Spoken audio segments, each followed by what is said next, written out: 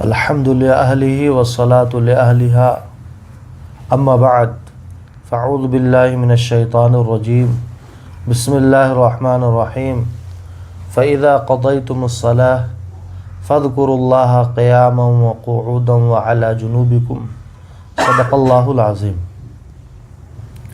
حضرات سامعین و ناظرین کرام، قرآن پاک میں اللہ تبارک و تعالیٰ نے کئی مقامات پر ذکر کی فضیلت بیان کی ہے۔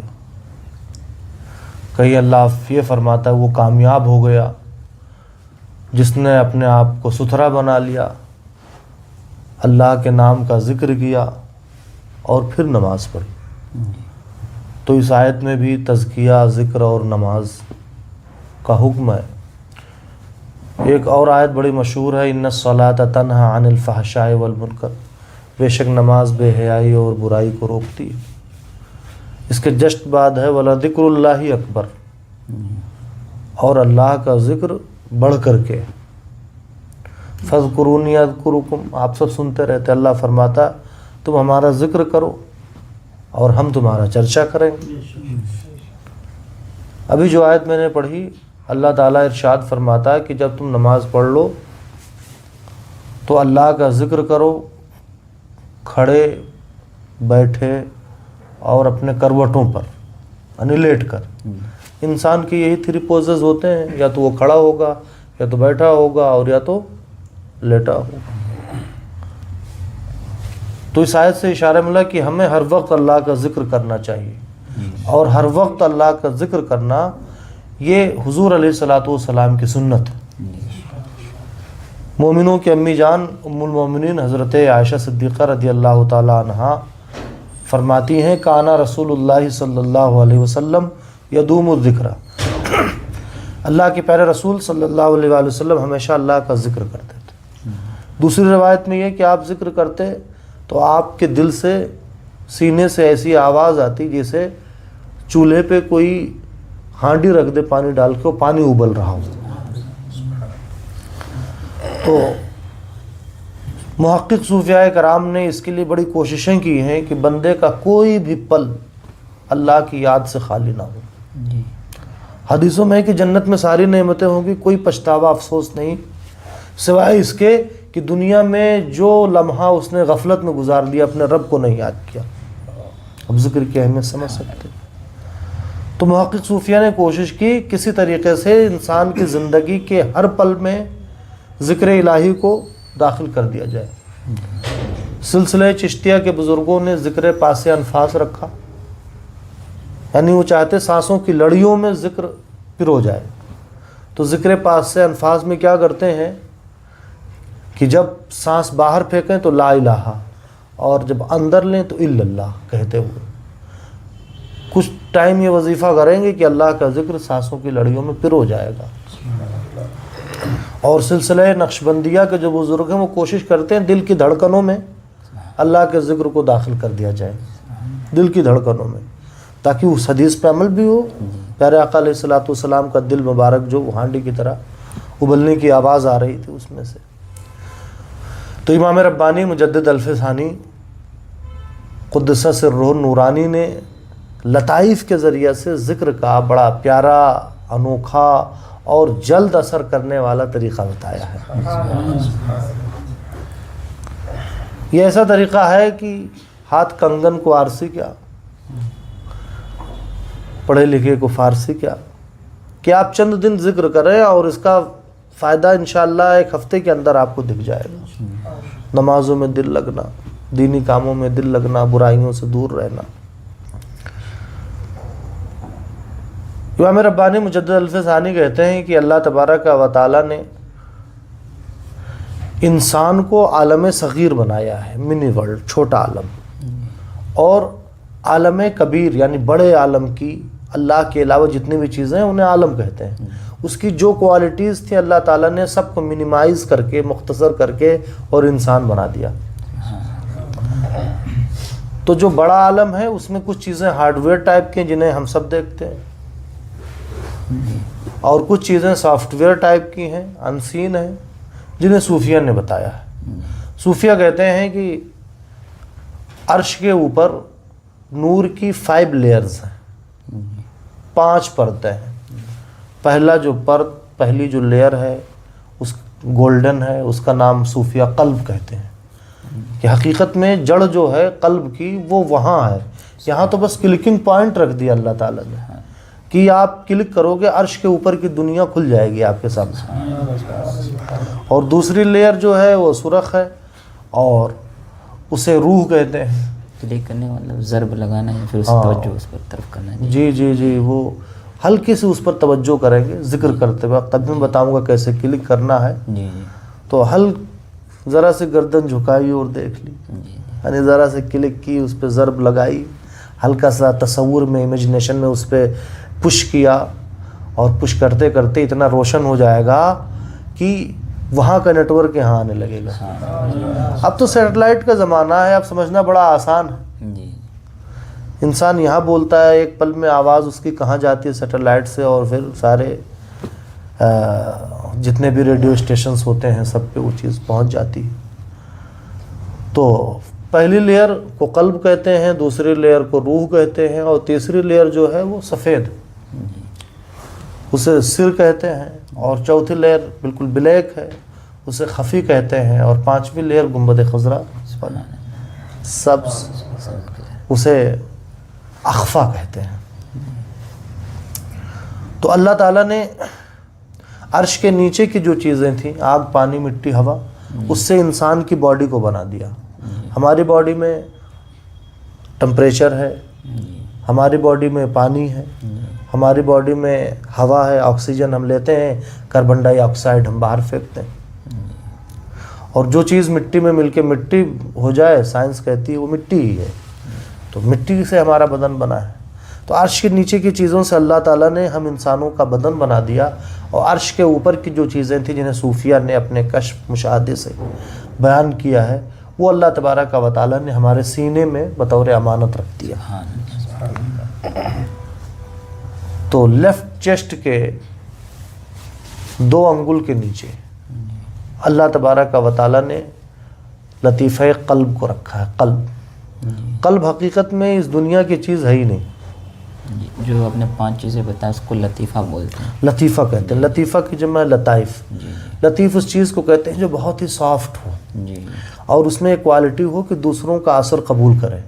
ہوا بہت سافٹ ہوتی ہے، ہوا اگر گندے سے گزرتی ہے تو بدبودار ہو جاتی ہے، اور وہی پیارے آقا علیہ السلام کے جسم پاک سے چھو جائے تو عنبر، زمین، عبیر، ہوا، مشک تر، غبار، ادنا سی یہ جھلک تیرے رہ گزر کی ہے، گلشن سے گزر جائے تو خوشبودار ہو جاتی ہے.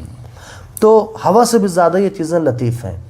یہی وجہ ہے کہ انسان اچھوں کی صحبت میں بیٹھتا ہے تو اچھا ہو جاتا ہے، بروں کی صحبت میں بیٹھتا تو برا ہو جاتا ہے. یعنی وہ لطائف بگڑ جاتے ہیں. جی. تو ویسے تو اچھا کام کرنے کے لیے آئے، لیکن غلط طریقے سے کوئی اسے یوز کرنے لگے تو وہ پھر اسی رنگ میں ڈھل جاتے ہیں اور اپنی حقیقت بھول جاتے ہیں. بچہ اتنا سچا اس لیے ہوتا ہے کہ وہ چیزیں بالکل فریش ہوتی ہیں اس کی. پھر جیسے جیسے بروں کی صحبت میں وہ پڑتا جاتا ہے، نفس اور شیطان کی شرارتوں میں مبتلا ہوتا ہے، ویسے ویسے وہ بگڑتا چلا جاتا ہے. پھر کسی عالم کی صحبت میں ہوتا ہے، کسی شیخ کی صحبت میں، تو وہی شیخ کامل مکمل بھی بن جاتا ہے. تو اب یہ پوائنٹس ہیں کہاں ہمارے سینے میں؟ لیفٹ چیسٹ کے 2 انگل کے نیچے اللہ تبارک و تعالیٰ نے لطیفہ قلب کو رکھا ہے. گوشت کے لوتھڑے کا نام قلب نہیں ہے. اس لوتھڑے کو کوئی فضیلت نہیں.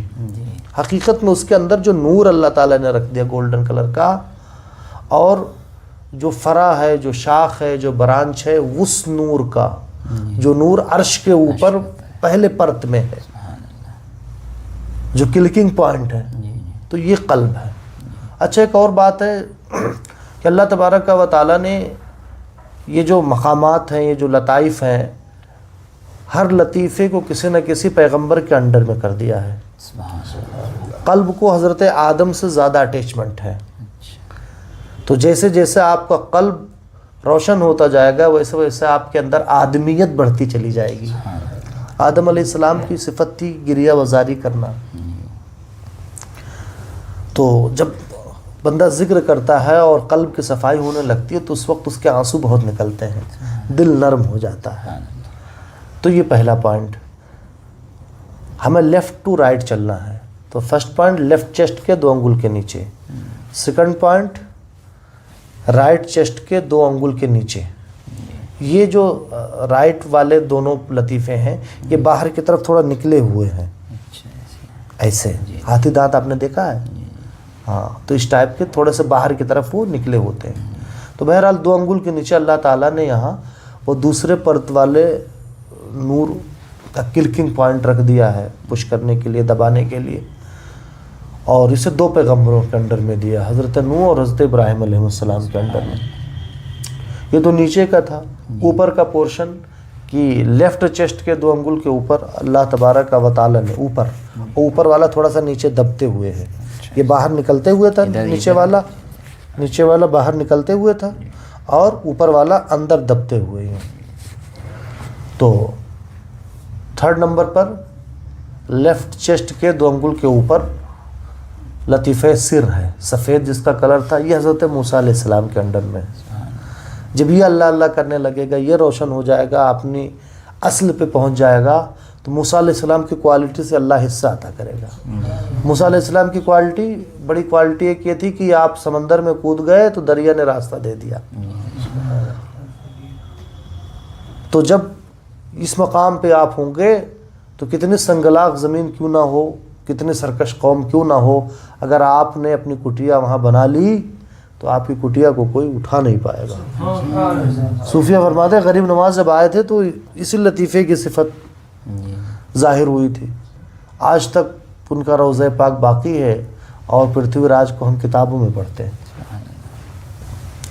تو 4تھے نمبر پر رائٹ چیسٹ کے 2 انگل کے اوپر اللہ تبارک و تعالیٰ نے لطیفہ خفی کو رکھا ہے۔ خفی یہ بلیک، اس کا کلر بلیک ہے، یہ حضرت عیسیٰ علیہ السلام کے انڈر میں ہے۔ جب اس مقام پہ پہنچیں گے یہ بھی اللہ اللہ کرنے لگے گا، روشن ہو جائے گا، تو اللہ آپ کی صحبت میں اثر دے دے گا، آپ کی صحبت سے لوگوں کے دل زندہ ہونے لگے۔ حضرت عیسیٰ علیہ السلام کی خاص بات کیا تھی؟ انی ابرئ الاکمہ والابرص واحیی الموتى باذن اللہ، کہ میں مادرزاد اندھوں کو، کوڑھیوں کو شفا دے دیتا ہوں اور مردوں کو اللہ کے حکم سے زندہ کر دیتا ہوں۔ تو آپ کی بات میں مردہ دلوں کے لیے شفا ہوگی، آپ کی صحبت میں لوگوں کے دل زندہ ہوں گے۔ اچھا، یہ تو 4 ہو گئے۔ 5ویں نمبر پر بیچوں بیچ سینہ میں اللہ تعالیٰ نے لطیفہ اخفا کو رکھا ہے۔ اخفا کہتے ہیں جو مور ہڈن ہو، یعنی زیادہ خاص لوگوں میں اس لطیفے کا کمال ظاہر ہوتا ہے۔ امام ربانی مجدد الفسانی کے پوتے ہیں خواجہ سیف الدین، جو اورنگزیب عالمگیر بادشاہ اسلام کے مربی تھے اور طریقت میں ان کی مدد کرتے تھے۔ تو کئی مکتوب اورنگزیب عالمگیر کے ہیں خواجہ سیف الدین کے نام۔ خواجہ سیف الدین نے لکھا ہے کہ بادشاہوں میں سے خال کو یہ دولت ملتی ہے جس کا لطیفہ اخفا ذاکر ہو۔ تو دنیا بادشاہ اسلام اورنگزیب عالمگیر کو کچھ بھی گیا ہے، لیکن اللہ سے ان کا تعلق بڑا مضبوط تھا اور لطیفہ اخفا ان کا جاری تھا۔ تو یہ حضور علیہ السلام کے زیر قدم ہوتا ہے۔ تو حضور علیہ السلام کو اللہ نے جو بے شمار خوبی عطا فرمائی، اس سے امتی کو حصہ ملتا ہے۔ اور نفس کو اللہ تبارک و تعالیٰ نے یہاں ماتھے پہ رکھ دیا ہے۔ اس میں صوفیہ کا اختلاف ہے، کچھ ناف کے نیچے بھی کہتے ہیں، لیکن سلسلہ نقشبندیہ مجددیہ اور سلسلہ برکاتیہ کے بزرگ سے ماتھے پہ مانتے ہیں۔ نفس کیا ہے؟ ان النفس لامارۃ بالسوء، نفس گناہوں پہ ابھارتا ہے، لیکن جب اسی کا تزکیہ ہو جائے، نفس مطمئنہ بن جائے، تو سبحان اللہ، یہ اللہ سے راضی، اللہ اس سے راضی۔ تو ہمیں یہی کرنا ہے کہ ان چیزوں کو، یہ ہمارے فائدے کے لیے یہ ساری چیزیں تھیں، یہ لطائف، ان کو پہلے جیسا روشن بنانا ہے، نورانی بنانا ہے، اور اس نفس امارہ کو نفس مطمئنہ بنانا ہے۔ 2 کام کے لیے صوفیاء کرام نے بہت آسان سا فارمولہ ذکر کا بتایا ہے۔ سلسلہ نقشبندیہ مجددیہ کا ذکر جو ہر کوئی کر سکتا ہے، اس کا طریقہ یہ ہے کہ سب سے پہلے آپ مختصر فاتحہ پڑھیں، اول آخر درود شریف، ایک بار الحمد شریف، ایک بار آیت الکرسی اور 11 مرتبہ قل هو اللہ احد شریف، اور اس کے بعد بخش دیں، ثوابی سال کر دیں۔ حضور علیہ السلام تمام پیر پیغمبروں، تمام اولیاء، غوث پاک، بالخصوص خواجہ نقشبند امام ربانی مجدد الفسانی اور ہمارے شیخ تربیت حضور بحر العرفان کا نام لے لیں، بہت اچھی بات۔ اس کے بعد زبان کا کام ختم، اب سر جھکا کر کے بیٹھ جائیں۔ اب 3 کلمے ہیں، انہیں قاعدے سے آپ یاد کر لیں، استغفر اللہ، اللہ، اللہ اللہ، لاسٹ والا اللہ ہو، اللہ مجہول پڑھنا ہے، اللہ کی جگہ اللہ ہو، جی مجھول۔ تو اور اب سر جھکا کے بیٹھے، من میں استغفر اللہ کہیں، آنکھ بھی بند کر لیں، اور استغفر اللہ کا مطلب ہوتا ہے اللہ جو گناہ ہوئے اس پہ میں شرمندہ ہوں اور اب آئندہ کبھی گناہ نہیں کروں گا۔ تو من میں استغفر اللہ کہیں اور اپنے گناہوں پہ شرمندہ ہوں، اور امیجن کریں کہ ہلکا سا ہم کلک کر رہے ہیں قلب پہ، سر بہت نہ ہلے، ہلکا سا ہلا سکتے ہیں۔ پھر استغفر اللہ کہیں اور کلک کریں دوسرے پوائنٹس پہ، یعنی لطیفہ روح پر۔ پھر استغفر اللہ کہیں، میں انگلی سے صرف اشارہ کر دے رہا ہوں، انگلی نہیں رکھنا ہے، بس امیجن کرنا، تصور کرنا ہے۔ تیسرے پر جسے لطیفہ سر کہتے ہیں، پھر استغفر اللہ کہیں من میں، اور چوتھے پر جسے خفی کہتے ہیں، پھر استغفر اللہ کہیں، اور 5ویں پر کلک کریں جسے اخفا کہتے ہیں، اور پھر استغفر اللہ کہیں، اور 6ٹھے پر جسے نفس کہتے ہیں۔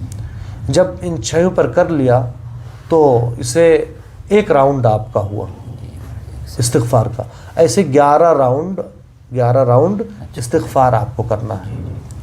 جب استغفار آپ نے کر لیا تو اب اپنے رب کا نام لیجئے، ذکر کیجئے، ذکر اسم ذات یعنی اللہ، من میں اللہ کہیں، اور سیم پروسیس جو استغفر اللہ میں آپ نے کہا تھا، پہلے پر یعنی قلب پہ کلک کریں، پھر من میں اللہ کہیں، روح پہ، پھر سر پہ، پھر خفی پہ، پھر اخفا پہ، پھر نفس پہ، یہ بھی 11 راؤنڈ۔ اور اس کے بعد اب نمبر آتا اللہ ہو، اللہ کا خود دل سے کہیں۔ جب یہ ذکر کر رہے ہوں تو سمجھیں کہ نہ ہم زمین میں، نہ آسمان میں، نہ کسی مخلوق سے ہمارا کوئی رشتہ ہے، بس میں اپنے رب کے سامنے ہوں اور اپنے رب کو راضی کر رہا ہوں، اسے پکار رہا ہوں۔ تو اللہ ہو، اللہ کہہ کے کلک کریں قلب پہ، پھر روح پہ، پھر سر پہ، پھر خفی پہ، پھر اخفا پہ، پھر نفس پر۔ اسے جب تک دل کرے، لذت ملے، تب تک مسلسل آپ کرتے رہیں، اس کی کوئی کوانٹٹی نہیں ہے۔ زاہد نے یہ سوچ کر تسبیح توڑ دی، لیں اس کا نام گن کے جو بے حساب دے۔ تو اللہ کا ذکر یوں کرتے رہیں۔ جب کچھ دن آپ ذکر کر لیں گے تو پھر اپنے شیخ کی اجازت سے آپ مراقبے سیکھیے۔ ہمارے سلسلے کو ایسا پہلا مراقبہ احدیت ہے، لیکن بعد کے بزرگوں نے، شاہ غلام علی دہلوی وغیرہ نے کچھ تمہیدی مراقبے کر دیے ہیں۔ مراقبہ گنبد خضرا ہے، پھر خانہ کعبہ ہے، پھر بیت المقدس ہے، پھر آسمان اول کا، دوم کا، سوم کا، چہارم کا، پنجم کا، پھر مراقبہ احدیت ہے۔ بیسیکلی مراقبہ کہتے کسے؟ مراقبہ کا مطلب لطائف میں سے کسی لطیفے پر اللہ کے نور کا انتظار کرنا، یعنی دھیان میں بیٹھنا، انتظار میں رہنا کہ ابھی اس لطیفے پہ میرے رب کا نور آئے گا۔ اللہ نور السماوات والارض، اور نور آنے بھی لگتا ہے۔ جب نور آتا ہے تو سبحان اللہ، آپ کو تو چھوڑ دو، کئی نسلوں تک روشن کر دیتا ہے۔ یہ ذکر کی برکتیں ہوتی ہیں۔ مراقبہ احدیت کے بعد مراقبہ معیت ہے، مراقبہ معیت کے بعد پھر نفس کو توڑنے والے مراقبے ہوتے ہیں۔ تو 3 ولایتیں امام ربانی مجدد الفسانی نے بیان کی ہیں۔ شیخ کی توجہ، صحبت، محبت اور پھر ذکر کی برکت سے 3 ولایتیں اگر آپ نے طے کر لی تو وہ 3 ولایتیں یہ ہیں۔ ولایت صغریٰ، ولایت صغریٰ جب قلب سے لے کر اخفا تک یہ نورانی ہو جائے، یہ اپنے اصل تک پہنچ جائے، تو ولایت صغریٰ جسے فنا اور بقا کہتے ہیں، یہ ولایت ملتی ہے۔ امام ربانی سے پہلے صرف یہی ولایت متعارف تھی. امام ربانی کی تجدید کا اثر ہے کہ آپ نے 2 کا اور اس میں اضافہ فرمایا. آپ نے کہا ایک اور ولایت ہے ولایت کبریٰ، یعنی جب نفس اپنی امارگی کو چھوڑ کے مطمئنہ بن جائے تو ولایت کبریٰ ملتی ہے. ولایت کبریٰ، ولایت صغریٰ یہ مومنین کی ولایت ہے، اور ولایت کبریٰ یہ انبیاء کرام کی ولایت ہے. ہر نبی کا ڈبل فیس ہوتا ہے، ایک فیس نبوت کا ہوتا ہے اور دوسرا فیس ولایت کا ہوتا ہے. تو انبیاء کے پاس جو ولایت کی دولت تھی وہ ولایت انبیاء کے صدقے میں اللہ تبارک و تعالی امت کو عطا فرماتا ہے. اور تیسری ولایت جو ہے وہ ولایت اولیاء ہے، فرشتوں کی ولایت. جب ہمارے یہ ہارڈ ویئرس جو ہیں، جسم کے جو پارٹس ہیں، جب ہمارا بدن بھی نورانی ہو جاتا ہے، اس کے بھی مراقبے ہیں. مراقبہ اقربیت کس کے لیے؟ ولایت کبریٰ کے لیے ہے. اور اللہ تعالیٰ کے اسم الظاہر الباطن کا مراقبہ کیا جاتا ہے تو جسم جو ہوتا ہے نورانی ہو جاتا ہے، یہ بھی لطیف بن جاتا ہے. آپ نے بزرگ کے بارے میں سنا ہوگا کہ ابھی یہاں ہیں، اگلے لمحہ وہ حرم شریف میں دیکھے گئے. تو طی ارض کی جو کرامت بزرگوں کی ہے، جب فرشتوں جیسا آپ کا جسم لطیف ہو جاتا ہے تو فرشتوں والی یہ ولایت اولیاء آپ کو ملتی ہے. 3 ولایتیں، اس کے بعد 7 حقیقتیں، حقائق 7، اور اس کے بعد کمالات نبوت، کمالات رسالت، کمالات اولو العزم. یہ امام ربانی مجدد الفیضانی کے سیر و سلوک اور جذبے کی مختصر داستان تھی، مختصر چیز تھی جو میں نے آپ کے سامنے رکھا. اللہ تبارک و تعالی اپنی معرفت سے آپ لوگوں کے سینوں کو جگمگا دے. یعنی لطائف جو ہوتے ہیں بائی ڈیفالٹ انسان میں آتے ہیں جی، پھر صحبت ادھر ادھر سے وہ غلط ہو جاتے ہیں. غلط ہو جیسے کہ لیپ ٹاپ میں سافٹ ویئر آتا ہے جب نیا لیپ ٹاپ تو بالکل کلین رہتا ہے، جی، پھر ای میل سے، انٹرنیٹ سے، پن ڈرائیو سے ایسے وائرس گھستے چلے جاتے ہیں. بڑی اچھی مثال. پھر اس کے لیے اینٹی وائرس ڈال کے اس کو صاف کیا جاتا ہے تاکہ اس کی پرفارمنس صحیح ہو جائے. تو انسان کا جسم یہ ہارڈ ویئر ہے اور اس میں سافٹ ویئر لطائف کا ڈالا گیا ہے جو انسان کو انسانیت پہ قائم رکھے، لیکن وہ لوگوں کی صحبت کی وجہ سے وہ پراگندہ ہو جاتا ہے. گویا کہ یہ ذکر ایسا اینٹی وائرس ہے اور مراقبہ جو اس بائی ڈیفالٹ سافٹ ویئر آیا تھا انسان کے اندر اور جو کنیکٹ تھا وہاں سے وہ خراب ہوتا چلا جاتا ہے.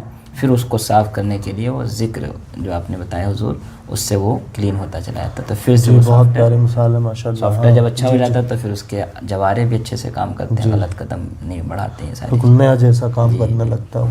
جیسے کہ وہ گندا یہ جو ہے گلاس میں گندا پانی تھا، اس میں صاف پانی میں ڈالتے تو کچھ دیر کے بعد پھر وہ بالکل صاف ہو جاتا ہے، فلٹر ہو جاتا ہے. جی جی جی. ذکر و شیخ کی صحبت، جی جی جی یہ چیزیں اصل کو یاد دلاتی ہیں. جی. انسان اپنے اصل سے بچھڑ جاتا ہے. مولا روم کا فلسفہ ہی یہی ہے. مثنوی شریف جہاں شروع کرتے وہ ان کا تو پہلے شعر ہے، بشنو وزن چوں حکایت میں کند وز جدائی ہا شکایت میں کند کز نیستا تا مرا برید ان از نفیرم مرد و زن نالید ان. مولا روم کہتے ہیں کہ جب بانسری بجتی ہے تو سنو، وہ بجتی نہیں ہے بلکہ وہ نوحہ اور ماتم کرتی ہے کہ اسے اس کی کھان سے، بانسوں کی کھان سے کاٹ کے الگ کر دیا گیا ہے تو اصل سے بچھڑ گئی ہے بانسری. تو وہ بجتی نہیں ہے، وہ روتی ہے اپنے اصل سے ملنے کے لیے. ایسے شیخ کیا کرتا ہے، انسان جو اصل سے بچھڑ جاتا ہے اسے اس کے اصل کی یاد دلا دیتا ہے، تو پھر سے اس کے اندر اللہ تک پہنچنے کی، اللہ کی معرفت حاصل کرنے کی تڑپ پیدا ہوتی ہے. انا للہ و انا الیہ راجعون. ہم اللہ کے لیے بنے ہیں اور اللہ ہی کی طرف پلٹ کے جانا ہے. جس دن یہ حقیقت یقین کے درجے میں پہنچ گئی اسی دن سمجھ لو آپ کو اللہ کی معرفت مل جائے گی. ذکر کا ایک سب سے بڑا فائدہ خواجہ نقشبند سے پوچھا گیا کہ یہ سیر و سلوک کا فائدہ کیا ہے؟ وہ کہتے ہیں اس کا فائدہ یہ ہے تاکہ کوئی بھی عبادت آپ پریشانی یا تکلیف سے نہ کریں. عام طور سے عبادتیں نفس کے خلاف رکھی گئی ہیں. نفس نہیں چاہتا کسی کے سامنے جھکنا. سردیوں میں کوئی فجر میں اٹھنا چاہتا ہے، کوئی 12-14 گھنٹہ بھوکا رہنا چاہتا نہیں. جتنی بھی عبادتیں اسلام کی ہیں سب نفس کے خلاف پائیں گے. تو نفس بلبلاتا ہے، اس کے خلاف کچھ ہوتا ہے. لیکن جب نفس سے امارہ نفس مطمئنہ بن جاتا ہے تو اب وہ ٹینشن سے یا تکلیف سے نہیں کرتا، اللہ کی محبت میں ڈوب کر اللہ کی عبادت کرتا ہے. اور جبریل امین نے جو پوچھا تھا حضور سے کہ یا رسول اللہ احسان کس چیز کا نام ہے؟ احسان. تو حضور نے فرمایا تھا احسان یہ ہے کہ اللہ کی عبادت ایسے کرو کہ گویا اللہ کو دیکھ رہے ہو. اور اگر یہ چیز حاصل نہیں ہو پاتی ہے تو کم سے کم یہ رہے کہ تمہارا رب تمہیں دیکھ رہا ہے. تو احسان کا سب سے بڑا درجہ یہ ہے کہ جسے کی عبادت کرو اس کی تجلیوں میں بالکل آپ مگن رہیں, ڈوبے ہوئے ہوں. اب یہ بتاؤ, مصر میں جب یوسف کا حسن بے نقاب ہوا تو عورتوں نے اپنی انگلیاں کاٹ لی, انہیں پتہ نہیں چلا. تو اگر آپ کا تصفیہ تزکیہ اس حد تک پہنچ جائے کہ جس کے سامنے آپ سر بسجود ہیں, دل اس کی تجلیوں میں مگن ہو, تو آپ رکعتیں گنیں گے امام صاحب کی قرات کتنی لمبی ہو گئی. ٹھیک ہے, تو اللہ تبارک و تعالی اپنا قرب عطا فرمائے ہم سب کو.